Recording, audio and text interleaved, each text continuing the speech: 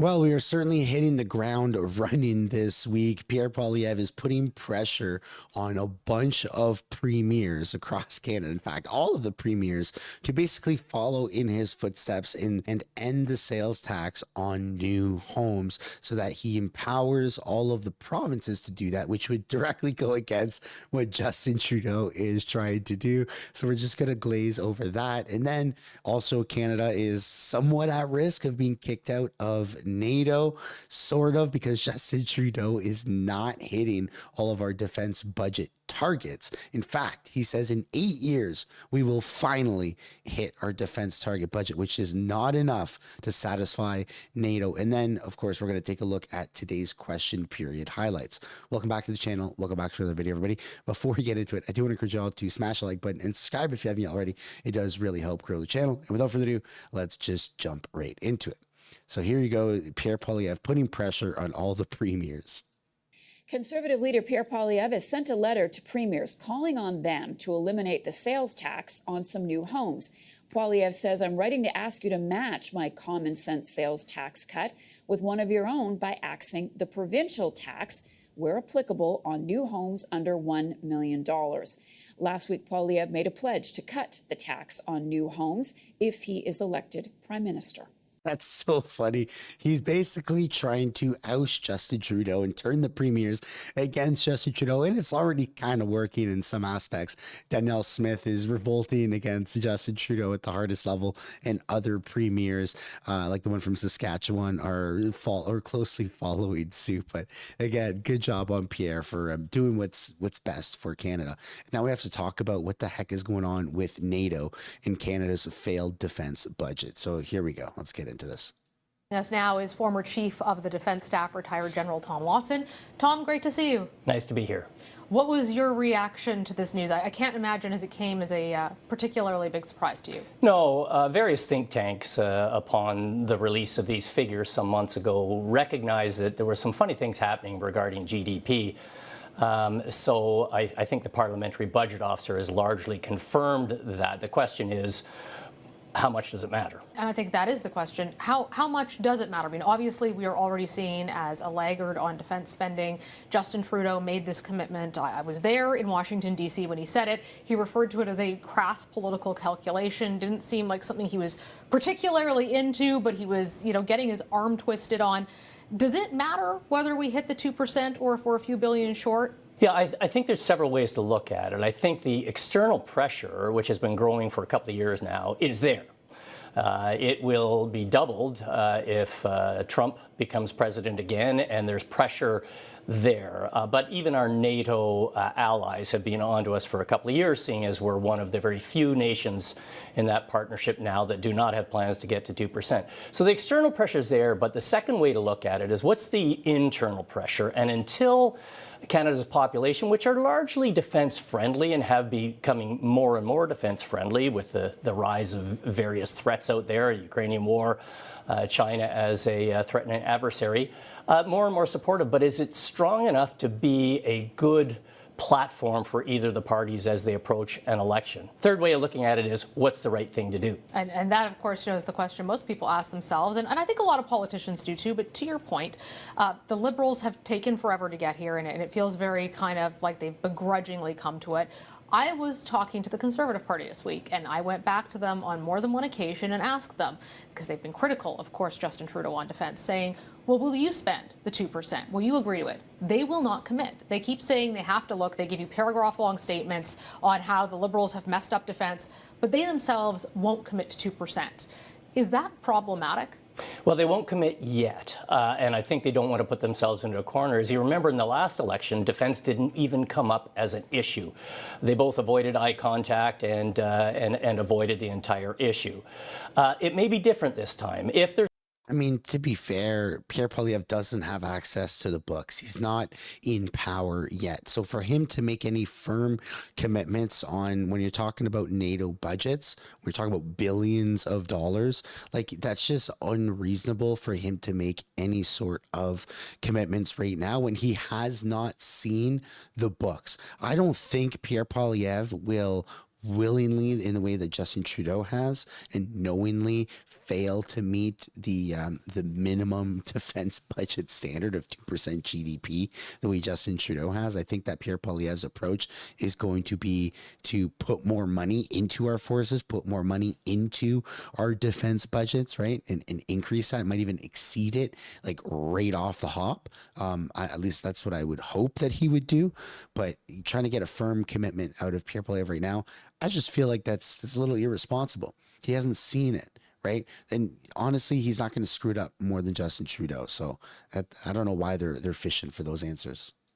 There's a feeling, especially with the American election before that, if there's a feeling that this will become a significant issue for Canada externally and internally, then I think we'll see one of the parties take this on as a platform and finally start discussing about the 2% getting there and how they would get there. And I think there's a lot of meat that can be discussed there in this being a very positive thing for Canada. What would a doubling of defense spending look like to meet the 2% target in terms of how it would shape our military and the capabilities there? Yeah. You remember the reports just a few months ago that talked about 50% reliability and serviceability in a lot of these fleets. That's because we have not filled the parts bins and maintained the operations on the bases, because the first thing that gets cut when you take $1 billion out of the defense budget are maintenance costs and spare parts and things like that. So when you refill all those things and get the bases running, look after the ports and the piers and our depots, and then get all the spare parts so that our equipment's running well. And by the way, there's not a lot of great newsworthy items for political parties to do that, but the response will be that the people in uniform are happy running effectively and efficiently on the bases and providing good, capable arms and options for Canadian decision makers in the future. Yeah, Canada has lost all, like we've lost our military. We never really had that big of a military, but again, Canada's never lost a war. We've always had a well-trained, well-disciplined military, and this woke plague, the woke mind virus, has infiltrated our military to the point where you have, people are leaving faster than they're joining, and there's all-time lows for people that are joining. So people are just jumping ship, and we're at like an all-time low. Like historic lows for how many people we actually have in the forces, not to mention how much money we're actually putting into our forces. So we are, not to say that we should be prepared for an invasion, but we should be prepared for something, especially with the rise of World War III kind of happening right in front of our eyes right now. We should absolutely be way more vigilant and way more prepared than we are right now. But again, that's my own personal opinion, and I would absolutely love to know yours. And do you think, just out of curiosity, do you think that Pierre Poilievre is going to put more than 2% of our GDP into our defense budget? Or do you think that he'll fall short of that goal the way Justin Trudeau has? Again, my own personal opinion is I think he's going to hit the ground running and he's going to exceed it right off of the hop. Now let's take a look at what's going on with the question period highlights from earlier today. Oral questions. Questions are Honorable Andrew Scheer. 9 years of this NDP Liberal Prime Minister's economic vandalism. Over 2 million Canadians are visiting a food bank in a single month. Housing costs have doubled, and inflation continues to eat away at Canadians' paychecks. His massive deficits and tax hikes are causing extreme damage to the Canadian economy. For 8 out of the last 9 quarters, Canadian per-person GDP is down. This is a made-in-Canada per-person GDP recession. That means Canadian workers work harder but bring home less. So will the Prime Minister stop his economic vandalism and cancel his job-killing, paycheck-shrinking tax hikes? Yes. The Honourable Minister for Indigenous Services. Thank you, Mr. Speaker. This morning we heard the sad news of the passing of the Honourable Murray Sinclair. Let me take a moment before we begin today to say a few words about him.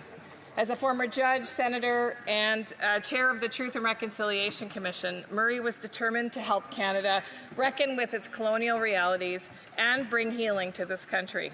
He was a visionary and a leader, and his kind and fierce commitment to truth has pushed Canada forward in profound and lasting ways. Our hearts and minds are with his family, and Canada is a much better place for his service.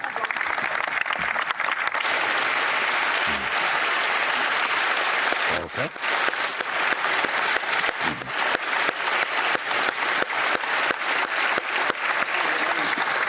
The honourable member from Regina Capel. I join in my honourable colleagues' sending of condolences, but we are witnessing economic vandalism in real time. Last Thursday, this government was briefed that the only sector of the Canadian economy actually producing any growth was the energy sector. And what did they do today? They slapped a punishing cap on Canadian production. Exactly. All this will do is chase investments and jobs to other countries. But that's something this Prime Minister is good at. He's increased Canadian investment into the U.S. by $63 billion last year alone. So will the Prime Minister stop fueling the U.S. economy, cancel his tax hikes, and cancel the production cap to bring those investment dollars back home? Yeah, we need to invest in the Canadian economy. The Honourable Minister for Natural Resources and Energy. Thank you, Mr. Speaker. Today, we were very pleased to announce an emissions cap with respect to the oil and gas sector in this country. Given that oil and gas constitutes 31% of Canada's greenhouse gas emissions, it is important that we work with the sector to reduce emissions, just as we do with every sector. It is also true that as we move towards a lower carbon economy across the world, oil and gas produced with the lowest emissions is actually going to have value around the world. We are moving forward with a plan to address climate change and build a strong economy going forward. They are stuck in the past and ignoring the science of climate. No. Taxes aren't going to fix the weather, dude. Member, just going to ask the honourable member from Calgary Centre, please, to hold on until his question is turned to ask a question. The honourable member from Regina Capel. All this production cap will do is make other countries richer while making Canadians poorer. But that's something this Prime Minister is so good at. Consider this, GDP per capita in Canada, down. In the U.S., it's up. 9 years ago, average wages in the U.S. and Canada were almost identical. Now, an American worker brings home $22,000 more than their Canadian counterpart. And $500 billion in investments has fled Canada to the United States, creating bigger paychecks for American workers, all because of this Prime Minister's high taxes and massive deficits. The Prime Minister is the #1 job creator in the United States. So instead of helping the Canadian economy, why not fight for Canada for once? There you go. Why is it so hard to be pro-Canadian and a politician? Climate change. Mr. Speaker, maybe the member opposite should take the time to actually read the information about the pollution cap. Production is forecast to increase 16% by 2030, Mr. Speaker. So this idea that we're somehow cutting production is simply not true. The honourable member from Burnaby South. In Canada, we believe healthcare should be there when you need it, and it should be free. Today, Then why am I still sick, Jagmeet? Trudeau was quoted saying that patients are typically told, I can do your surgery in 14 months. If you come to my private clinic, I can get it done in 1 month, and it'll cost you $25,000. Dr. Trudeau says that's questionable, if not illegal. I think it's pretty clearly illegal. Does the Prime Minister agree? The Honourable Minister of Health. Public, universal, available for all, and most of all, making sure Shut up. pay. That we ensure in our country that when people You don't even have care, the that they're option to taken pay. care of on the basis This is communism. not the size of their bank account. That's what distinguishes us from so many countries in the world. That is a principle that we stand up proudly for. I would suggest to the leader of the NDP, we've worked well together on things from pharmacare to dental care. There are many different challenges the provinces are presenting to health care right now, and certainly this party opposite, the Conservatives that would seek to ravage our health care system. Let's work together to make sure we protect it. The member from Thornhill. 2 hardened criminals, a stolen car, and a police chase. It's not the plot of a blockbuster movie. It's daily life in Canada after 9 years of this Prime Minister. This weekend, the Toronto police officers... Props to her for saying Blockbuster instead of Netflix. But not before the crooks injured a horse, rammed a bunch of vehicles, destroyed a business, and put innocent shoppers in danger. We know that both offenders were out on bail thanks to the Liberal NDP capture police policy that has made this country more dangerous for victims and more lenient for criminals. So why was this government putting police and the public at risk instead of putting criminals in jail where they belong? Repeat offenders. Who would have thought? That member talks a big game, but when it comes to GTA politics, let's actually assess what police officers are saying. The Deputy Chief of Police in York Region has said, if you actually want to get tough on bail, you need to support the courts, the Crowns, and fix the detention centres. Guess who has jurisdiction over all of that? The member from Thornhill should know that's the province. You want to get tough on dealing with bail? Let's have the province support criminal justice in this country and keep our communities safe.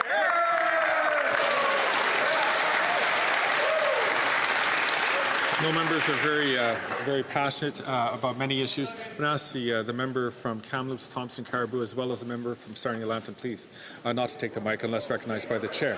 The honourable member from Thornhill.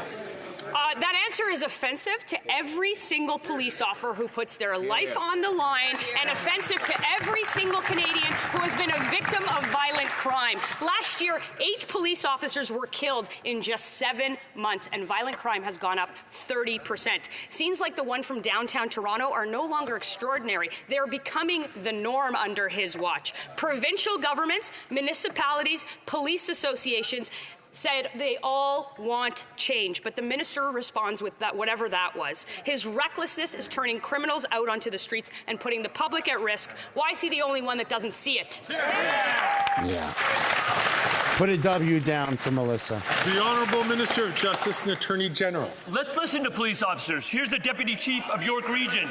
There's just not simply enough court space to hold contested bail hearings. Let's listen to the National Police Federation, who pointed out, newsflash, that when you have JPs with no legal training, sometimes there may be some issues with their rendering of decisions and keeping our community safe. Where do they train JPs legally before they appoint them? Nova Scotia. Maybe that's a lesson that Doug Ford could take. If she needs it in a 3-word slogan, here it is. Talk to the Premier. Is that a bald spot on the back of his head?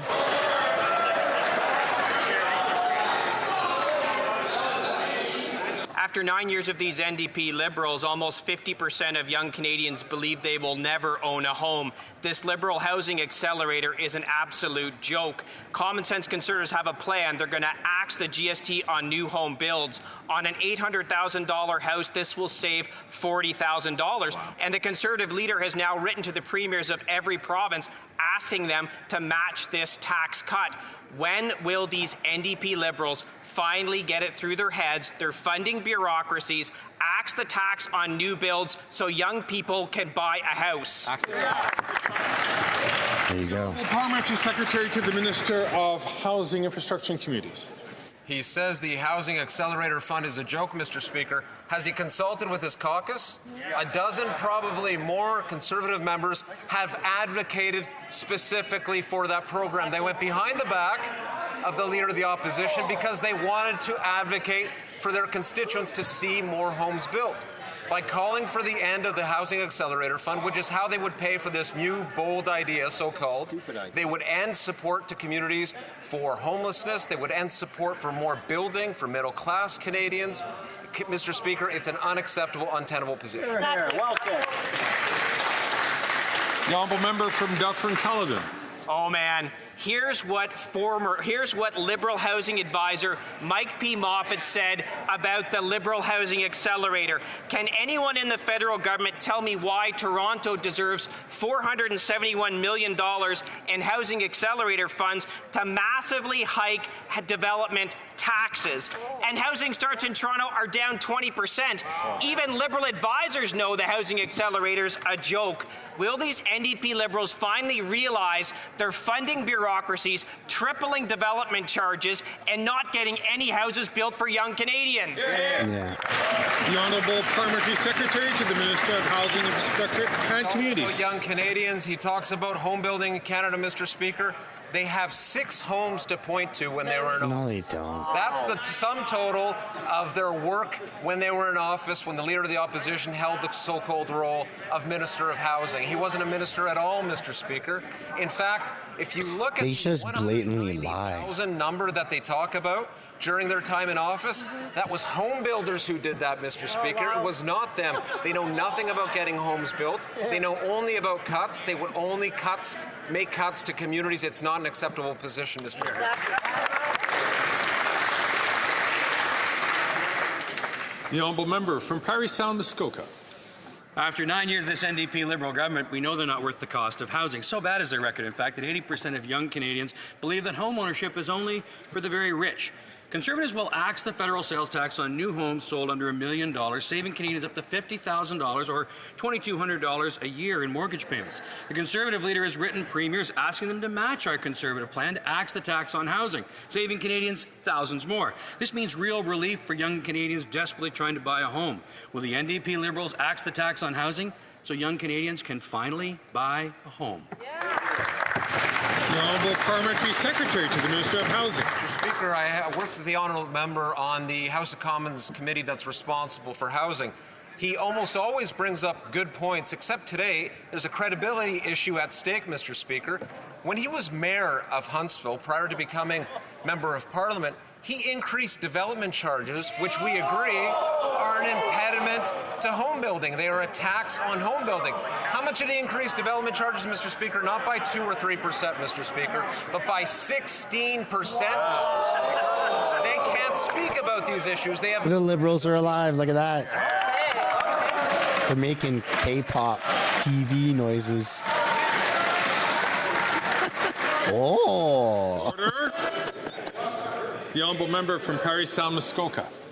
Well, Mr. Speaker, when I was on council, we actually cut development charges by 50%, and I also knew as a mayor that if you get bureaucracy out of the way, you get more homes built. These guys don't understand that, though. And you only need to build affordable housing when houses are unaffordable. Cities all across this country. So it's a massive L Charges and housing for the Liberals, no matter how you look at it. The common sense plan will save Canadians up to $50,000 on a new home. This is real relief for Canadians. So why can't they get on board and axe the tax on new homes?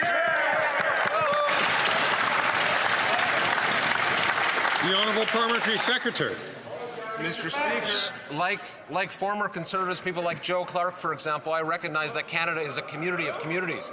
And as an urban-based MP, I want to assure the honourable member opposite that I read the Huntsville Doppler, the newspaper of record in this community. He increased development charges by 16%. It was reported time and again in that newspaper, Mr. Speaker. They want to cut support for communities. They want to cut support for housing. Don't be fooled. The Leader of the Opposition ditched his glasses. Same guy that wants to cut pensions, support for housing, support for young people, support for EI. They're not serious, Mr. Speaker. What do his glasses have anything to do with it? After 9 years of these NDP Liberals, they are not worth the cost of housing. 50% of young Canadians have abandoned the dream of buying a home one day. Rent, mortgage, and down payment costs have all doubled. Common sense Conservatives will axe the federal sales tax on new homes sold. On an $800,000 house, this will save home buyers $40,000 or $2,200 a year in mortgage payments. Our plan means more housing for young Canadians desperately trying to enter the housing market for the first time. Will the NDP Liberals axe the GST on housing for more young Canadians so they can finally buy a home? The Honourable Parliamentary Secretary to the Minister of Housing, Infrastructure and Communities. Mr. Speaker, as we've seen, the Conservatives continue to say that they'll make cuts to pay for their proposals, including this GST initiative, so-called. So what will that mean? It means the Accelerator Fund will come to an end. The member is from Kelowna. A few weeks ago, I met with Kelowna's Mayor, Mayor Tom Dias, who shared with me that federal funding secured through the Housing Accelerator Fund has led to a digital permit system that's improved approvals that would have taken even a year ago, a year and a half plus to approve. That approval permit process now is less than 10 days, Mr. Speaker. Huge change. So are they saying that reducing permit times is good? Well, even the Liberal Housing Advisor, Mike P. Moffat, on the failed Liberal Housing Plan said the federal Liberals have lost the plot. Habitat for Humanity said reducing GST would reduce costs. Canadian Home Builders Association said if the Liberals reduce the GST, they would be admitting said this proposed that there's a housing crisis. Move forward, lowering building costs, increasing housing supplies, and making home ownership more attainable for Canadians. Will the NDP Liberals axe the GST on housing so more young Canadians can finally buy a home? The Honourable Parliamentary Secretary to the Leader of the Government in the House of Commons. Yes, Mr. Speaker, the simple answer is the Conservative policy on housing is a dud. That's the bottom line, Mr. Speaker. And let me tell you about an issue that Canadians are truly concerned about. You have the leader of the Conservative Party that continues to refuse to get a security clearance. I believe Canadians have a right to know why it is that the Conservative leader refuses to get it. What is he hiding? Is there something about his past that Canadians should know about? It's time the leader step up and be honest with Canadians.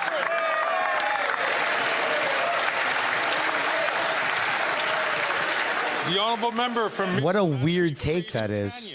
Mr. Speaker, after 9 years of NDP Liberals, they are simply not worth the cost of housing. There are encampments all over the city of Abbotsford, including our beloved Cenotaph. Young people are feeling hopeless, knowing that even with a good salary, they will not be able to afford a new house. Conservatives understand that, and that's why we've proposed to a federal GST on new homes, a tax cut that will spark 30,000 new developments.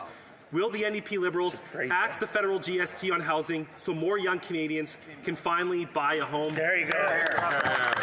The Honourable Parliamentary Secretary to the Minister of Housing, Infrastructure and Communities. They want to pay for this idea by slashing the Housing Accelerator Fund. So let's understand what that means, Mr. Speaker.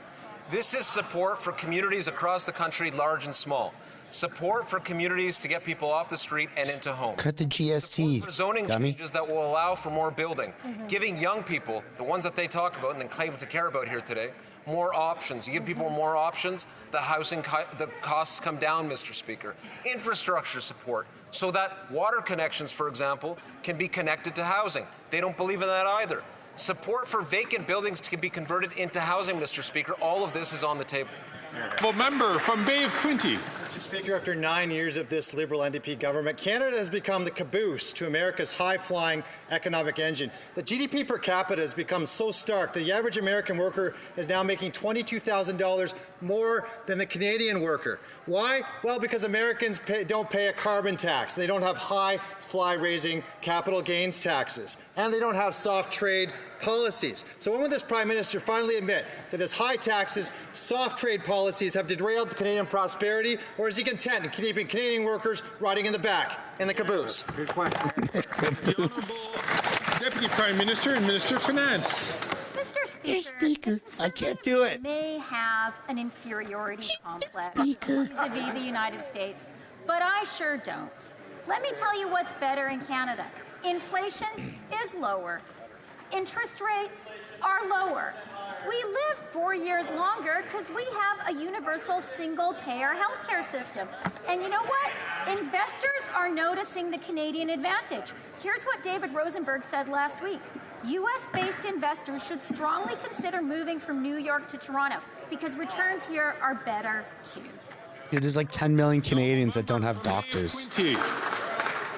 Amazing, Mr. Speaker, because the Liberal candidate Mark Carney moved his company to New York. But let me tell you what's actually happening in the Canadian economy.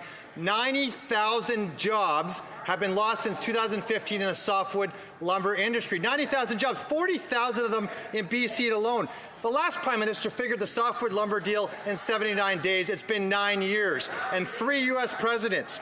How many jobs have to be chopped before this Prime Minister figures out that high taxes and a weak, soft spine won't bring jobs back and paychecks to Canadians and across the softwood lumber industry? That's good. Here we go. Honourable Deputy Prime Minister and Minister of Finance. Mr. Speaker. Mr. Speaker, Too sick still. we will take no lessons from these weak Conservatives when it comes to standing up for the Canadian national interest. And that's because we remember the 232 steel and aluminum interests that the U.S. imposed on us. And when we did that, we retaliated. We had the guts to do that. And you know what the Conservatives said? They urged us to back down. They said that retaliation was dumb. They would sell Canadian interests out again in a minute. We will never do that. The Honourable Member for Chicoutimi-Le-Fjord. Mr. Speaker, after 9 years and 3 American presidents, this Prime Minister has failed to renegotiate the softwood lumber agreement. He failed where the previous Conservative Prime Minister succeeded. And that just 90 days after being elected. After the closing of the sawmill in Maniwaki and in Mauricie, we now learned that another sawmill is about to close its doors in Quebec. Why are the Liberals continuing to abandon forestry workers? The Honourable Minister of Exports and International Development, Trade. Hey! Thank you, Mr. Speaker. I want to take It's a traitor. that question. As he well knows, she's named the forestry as Chinese interference. Really important in creating thousands and thousands of jobs across this country. We've been working very hard with the forestry industry. But what I've also learned from the sector is that they're really looking to expand into new markets. And I'm very pleased that our government, the Trade Commissioner Service, is really helping them to access new markets while at the same time working to continue to try to get a deal with the United States. Where's my foreign interference whistle? The Honourable Member for Chicoutimi-Le-Fjord. Mr. Speaker, I'll say it again, 3 American presidents.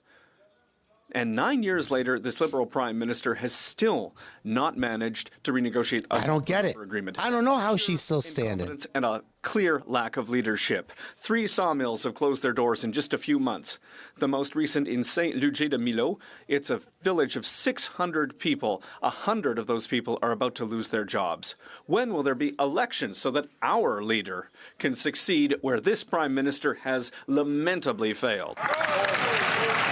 The Honourable Minister goes again. Trade. I need my trader whistle. Those wonderful workers. My Chinese sector that foreign interference.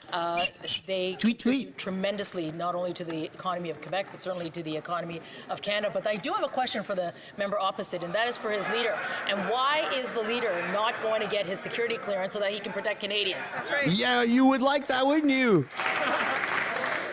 After 9 years of NDP Liberals, taxes are up, costs are up, crime is up, and time is up. The cost of the carbon tax is sending record numbers of Canadians to food banks, but food banks are struggling with the carbon tax too. For one Alberta food bank, paying the carbon tax means that there is $280,000 less food for those who are going hungry. This Prime Minister's policies are hurting the most vulnerable and those who work to help them. So will the Prime Minister finally call a carbon tax election so Conservatives can fix what he broke? The Honourable Parliamentary Secretary to the Leader of the Government. Mr. Speaker, we all know that the leader of the Conservative Party had a flip-flop when it came to the price on pollution. But where we're really disappointed is that we have a leader of the Conservative Party who refuses to get his security clearance. Interest ahead of his personal interest and the interests of the Conservative Party. It's time that the Conservative leader step up to the plate and get the security clearance that's needed, Mr. Speaker, in dealing with foreign interference. What is he hiding, Mr. Speaker? He needs to be transparent. He has to tell us about his past. There's something there he needs to tell Canadians, Mr. Speaker. That's such a weird take. The Honourable Member from Banff-Airdrie. What an insult that is to Canadians who are going hungry. Yeah. And that's not only that, but it's Veterans Week, and there's far too many of the heroes who bravely serve Canada who now cannot count on sitting down to their next meal. In fact, food insecurity amongst veterans has gotten so bad due to the NDP Liberal carbon tax that some legions are having to divert the funds from their poppy campaigns to instead help keep the local food banks afloat. So when will the Prime Minister call a carbon tax election so common sense Conservatives can ensure that veterans finally get the respect that they deserve? Man, the Legion is really good at helping people out. Here to the Leader of the Government in the House of Commons. Yes, Mr. Speaker, let me tell you what an insult is. When you have the leader of the Conservative Party continuing to Legion helped me out back in the day. personal interest and the interests of the Conservative Party, Mr. Speaker. Let's be clear. The leader of the Conservative Party is hiding something. There's something about his past that he does not want Canadians to know. Mr. Speaker, there is an obligation for the leader of the Conservative Party to come clean and tell Canadians what it is that he's hiding. Why won't he get that security clearance?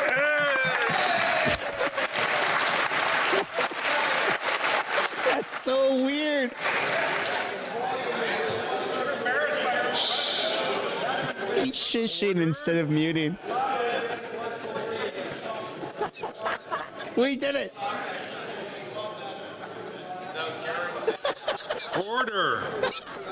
Oh, he stopped muting the mic. The honourable member from Moose Jaw, Lake Centre, Lanigan. Mr. Speaker, costs are up, crime is up, and time is up. Moose Jaw's Food Bank faced a temporary closure due to rising costs of food and lack of donations this summer. Oh my God. People facing temporary hardship were the ones that used the food bank.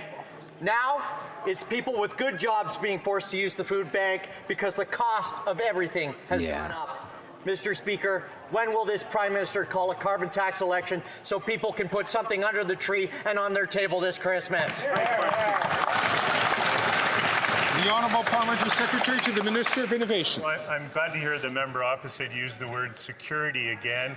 You know, what this House should be preoccupied with, and that all Canadians are preoccupied Wreck-It Ralph. That's who he reminds me of. Just a big dummy. as to why the Conservative Watch that this weekend. will not get his security clearance. It's been months and months and months. This House has been preoccupied with foreign interference, and yet the Conservative leader won't step up and do the very He should be put on an 18-month wait list for this House have done, which is to CAT scan, because I feel like he's got some brain damage country. by the way he talks.